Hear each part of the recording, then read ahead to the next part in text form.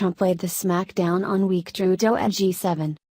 President Trump went to the G7 summit with America first on his mind, and he was not deterred by the barrage of globalists. Trump stood his ground on behalf of the American people. President Trump came out swinging hardest against dishonest and weak Canadian Prime Minister Justin Trudeau, who waited until President Trump left the summit to hold a blistering presser where he called U.S. tariffs insulting. Trump went on to say, based on Justin's false statements at his news conference, and the fact that Canada is charging massive tariffs to our U.S. farmers, workers and companies, I have instructed our U.S. reps not to endorse the communique as we look at tariffs on automobiles flooding the U.S. market. President Trump retracted Saturday his endorsement of the joint statement by the Group of Seven nations citing tariffs on cars and flooding the U.S. market, just hours after Canadian Prime Minister Justin Trudeau announced that all 7 countries had signed the agreement.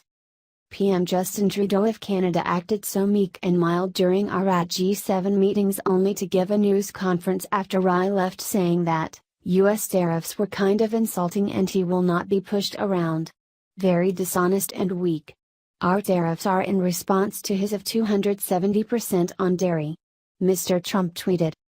The dispute upended the summit just hours after Mr. Trump departed Canada for Singapore, where he will meet with North Korean leader Kim Jong-un.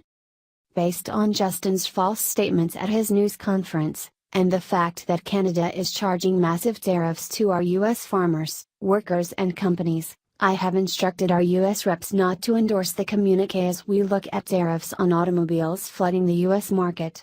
The president tweeted. Mr. Trudeau, along with other leaders of the G7, have criticized Mr. Trump's proposed tariffs on steel and aluminum to stop the allies from taking advantage of the U.S.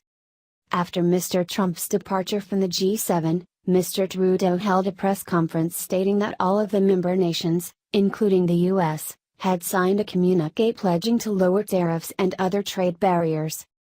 Mr. Trudeau's office responded to the president's tweets with a statement: "We are focused on everything we accomplished here at the G7 summit." The Prime Minister said nothing he hasn't said before, both in public and in private conversations with the President.